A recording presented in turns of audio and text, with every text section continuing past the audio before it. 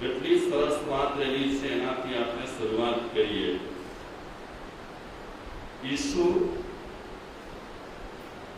રસ્તા પરથી પસાર થતા હતા, તો આગળ ચાલતા ચાલતા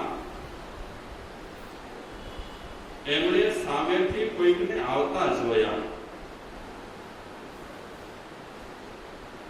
ઈસુની નજર કોણ આવી રહ્યું છે એ તરફ મંડાઈ છે. એ સામેવાળી વ્યક્તિ જ્યારે નજીક આવી ત્યારે ઈસુને ખબર પડી કે 5 ગધેડા અને એક ભાઈ છે, સામેથી આવી રહ્યા છે. બરાબર સ્પષ્ટ દેખાયું. 5 ગધેડા દેખાયા અને એક ભાઈ દેખાયા. ઈસુ વિચારે છે કે 5 ગધેડા ખાલી નથી. એ 5 ગધેડા પર ઘાસડીઓ મૂકવામાં આવી છે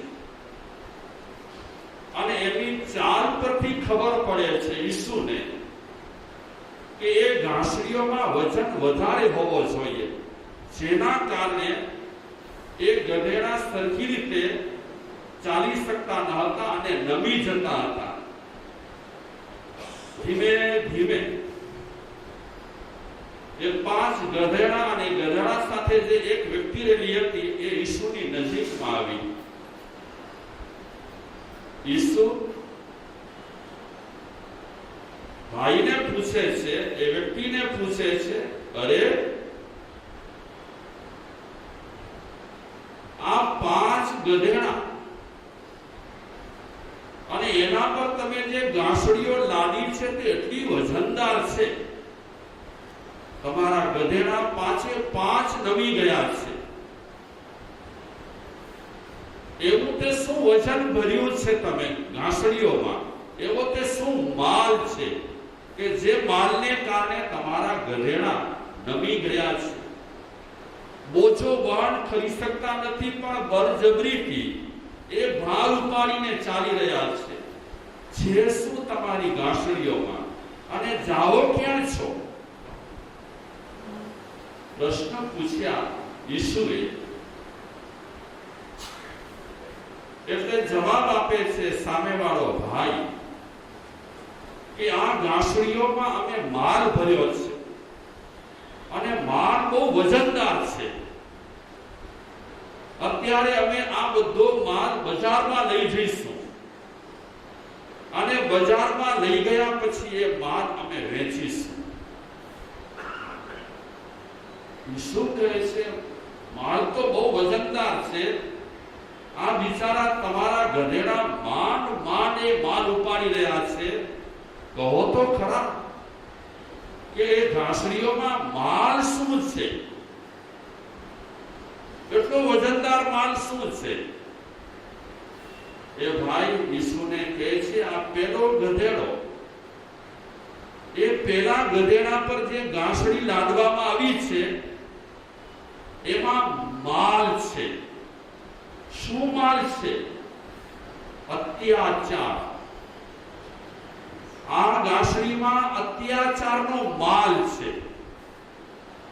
એ માલનું નામ જ અત્યાચાર છે.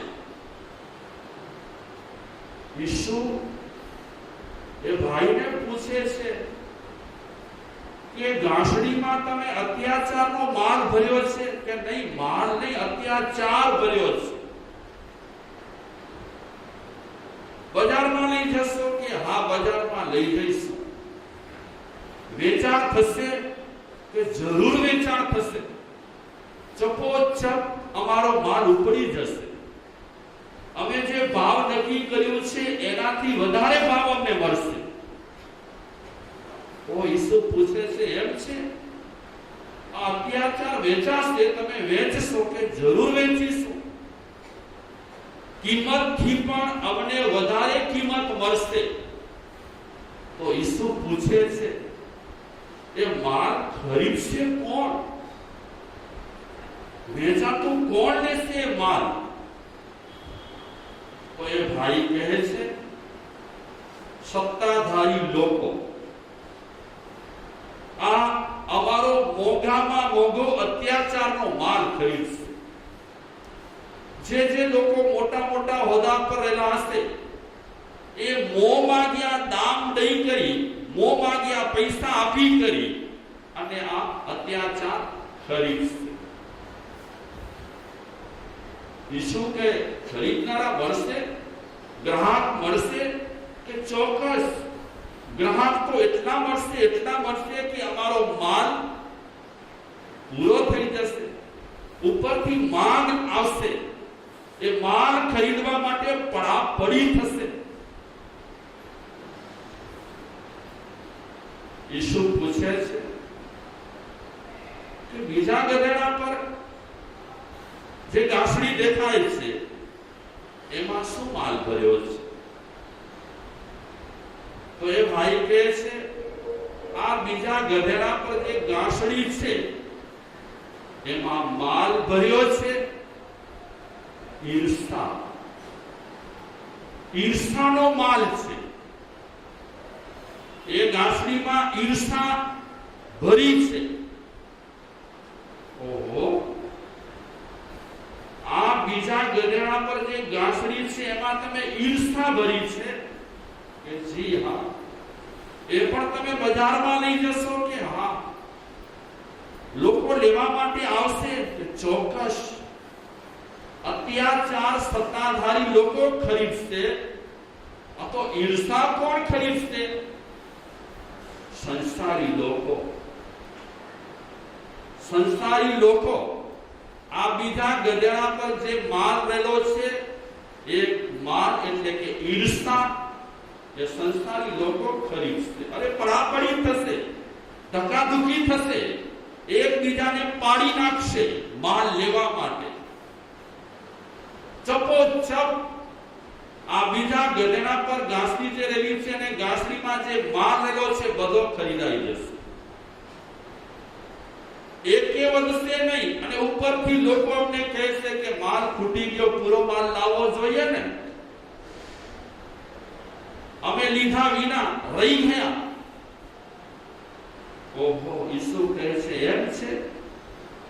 આ બીજા ગધેડા પર જે ગાંસડી લાદી છે એમાં ઈર્ષા છે, અને ઈર્ષા કોણ ખરીદશે? સંસારી લોકો. વાહ, આ ત્રીજા ગધેડા પર જે ગાંસડી દેખાય છે એમાં શું છે? એ ભાઈ ઈસુને કહે છે આ ત્રીજા ગધેડા પર જે ગાંસડી દેખાય છે એ ગાંસડીમાં અમે માલ ભર્યો છે અહંકારનો. અહંકાર છે એમાં. આ અહંકારની ગાંસડી છે ત્રીજા ગધેડા પર. અહંકાર. ઈસુ આશ્ચર્યમાં પડી ગયા કે અહંકાર એ પણ તમે બજારમાં વેચશો કે ચોક્કસ બજારમાં વેચશો, ફટાફટ વેચાશે. એ કોણ ખરીદશે? ખરીદનારા મળશે તમને જરૂર.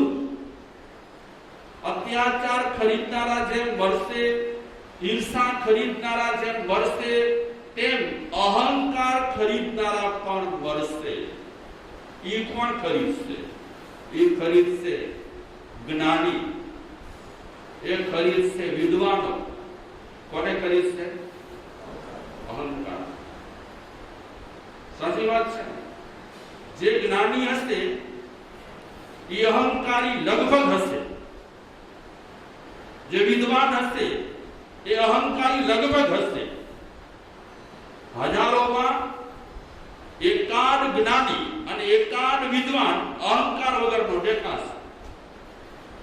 તો ઈસુને એ ભાઈ કહે છે અહંકારની તો પડાપડી થશે. એ લેવા માટે માણસો આગા પાછા થશે, એકબીજાને ધક્કા મારશે, અને આ અહંકાર પણ અમારો બહુ જ થોડા સમયમાં બજારમાં વેચાઈ જશે. ઓહો, છે બધી વજનદાર ગાંઠડીઓ. પોટલા છે ને બધા વજનદાર છે. એક અત્યાચારનો પોટલો, બીજો ઈર્ષાનો પોટલો, ત્રીજો અહંકારનો પોટલો. અને અહંકાર કોણ ખરીદશે? બધા જ્ઞાનીઓ, વિદ્વાનો. એવા આ જગતમાં બહુ ઓછા જ્ઞાનીઓ મળશે, ઓછા વિદ્વાનો મળશે જે નિરંકારી હશે, અહંકાર વગરના હશે. બધાના મગજમાં રાઈ ભરેલી હોય. શેની રાઈ ભરેલી હોય? હા, અમે વિદ્વાન છીએ, અમે જ્ઞાની છીએ, અમે બધું જાણીએ. આ અહંકાર ખરીદશે જ્ઞાનીઓ અને વિદ્વાનો. ઠીક. 3 ગધેડા પર જે માલ લાદ્યો છે એ માલની સમજ અમને આપી. ઈસુ કહે છે ચોથા ગધેડા પર શું છે? માલ. શું ભર્યું છે ચોથા ગધેડા પર? ઈસુ પેલા ભાઈને પૂછે છે. ભાઈ કહે છે આ ચોથા ગધેડા પર જે તમને ઘાસડી દેખાય છે, પોટલો દેખાય છે, એમાં ભરી છે બેઈમાની. બેઈમાનીનો આ ઘાસડો છે, બેઈમાનીનો આ પોટલો છે. કે બેઈમાનીનો પોટલો તમે બજારમાં લઈ જશો વેચવા માટે? કે જી હા. આમ ને આમ તમારે પાછા જવું પડશે માલ પાછો લઈને? કે બિલકુલ નહીં. વેચાઈ જશે તમારો માલ. કયો માલ છે?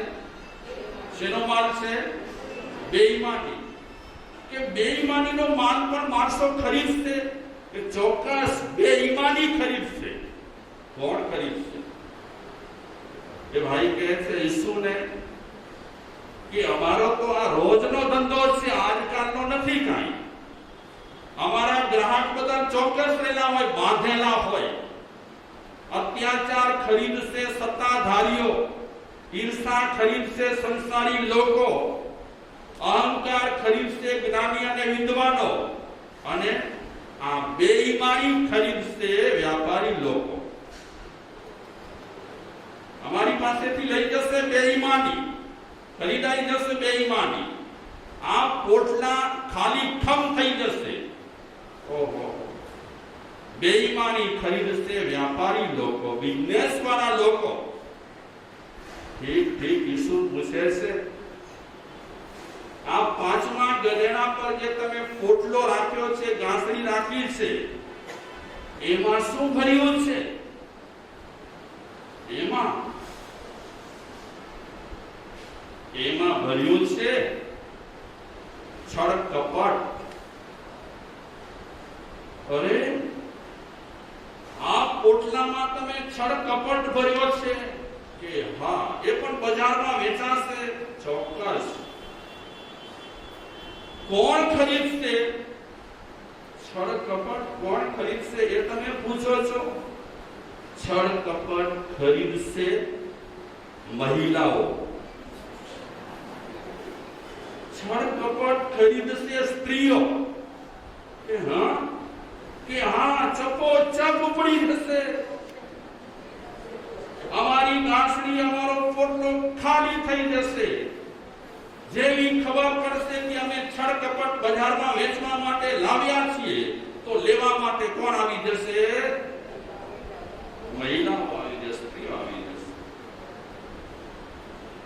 પેલા પોટલામાં અત્યાચાર ભર્યો છે, બીજા પોટલામાં ઈર્ષા ભરી છે, ત્રીજા પોટલામાં અહંકાર ભર્યો છે, ચોથા પોટલામાં બેઈમાની ભરી છે, અને 5મા પોટલામાં છે છળ કપટ. અમારા ખરીદનારા ગ્રાહકો ચોક્કસ રહેલા છે. આજ ગ્રાહકો અમારો માલ ખરીદશે. સત્તાધારી ખરીદશે અત્યાચાર, ઈર્ષા ખરીદશે સંસારી લોકો, અહંકાર ખરીદશે જ્ઞાની વિદ્વાનો, બેઈમાની ખરીદશે વ્યાપારી લોકો, અને છળ કપટ ખરીદશે કોણ? મહિલાઓ. ઈસુ સાંભળીને ચકિત થઈ ગયા કે આ દુનિયામાં આવો માલ વેચાય છે, અને એ પણ માલ ચપોચપ ઉપડી થાય છે. અરે ઈસુ કહે છે, અરે ભાઈ, માલનો તો પરિચય મેં લીધો, પહેલા તો પરિચય મારે તારો લેવો હતો, તારો પરિચય લેવાને બદલે સીધો માલનો પરિચય લીધો. અરે બોલો તો ખરા, તમે કોણ છો? હું નહીં હો. આ 5 ગધેડા લઈ કરીને માલ વેચવા માટે જે નીકળ્યો છે એ પોતાનો પરિચય આપે છે, હું છું શેતાન. હું શેતાન છું. બજારમાં જઈશ, અત્યાચાર વેચીશ, ઈર્ષા વેચીશ, અહંકાર વેચીશ, બેઈમાની વેચીશ, છળકપટ વેચીશ. સામેથી માંગણી થશે કે તમારે માલ ઘણો લાવવો જોઈએ, કેમ ઓછો લાવ્યા? ભલે ભાઈ પેલો જે સોદાગર શેતાન રહેલો છે એ ઈસુને કહે છે, ભાઈ જાઉં છું હવે માલ વેચવા માટે બજારમાં. બધા રાહ જોઈને બેઠા છે. કોણ બેઠા છે રાહ જોઈને? શેના માટે બેઠા છે રાહ જોઈને? અત્યાચારનો માલ ખરીદવા માટે રાહ જોઈને બેઠા છે, ઈર્ષાનો માલ ખરીદવા માટે રાહ જોઈને બેઠા છે, અહંકારનો માલ ખરીદવા માટે રાહ જોઈને બેઠા છે, છળકપટનો માલ ખરીદવા માટે રાહ જોઈને બેઠા છે, અને બેઈમાનીનો માલ ખરીદવા માટે રાહ જોઈને બેઠા છે. હવે વધારે તમારી સાથે હું વાતચીત નહીં કરી શકું, મને બહુ ઉતાવળ છે, બિઝનેસ કરવો છે મારે. મારો ધંધો તો બહુ જોરદાર ચાલે છે. તમે ઓળખી લીધા ને, મારો પરિચય લઈ લીધો ને, હું શેતાન છું. અને એ શેતાન હસતો હસતો ઈસુને હાથ આમ હલાવતો ત્યાંથી નીકળી ગયો. ઈસુએ હાથ જોડ્યા અને આકાશ સામે નજર કરી. આકાશ સામે નજર કરી અને કીધું, હે પ્રભુ, આવો માલ કોઈને પણ ખરીદવાની ઈચ્છા ન થાય અને આ શેતાનના ફંડામાં કોઈ ન ફસાય એવી સદબુદ્ધિ લોકોને આપજો. હે ભગવાન, શું આપજો? લોકોને સદબુદ્ધિ આપજો કે શેતાન પાસેથી બજારમાં જઈ અને આ માલ ખરીદે. પ્રભુને પ્રાર્થના કરી ઈસુએ. પ્રાર્થનામાં એક વાત ઈસુએ કીધી કે બધાને સદબુદ્ધિ મળો. શેના માટે સદબુદ્ધિ મળો? કે આ માલ ખરીદવાની એમને ઈચ્છા ન થાય.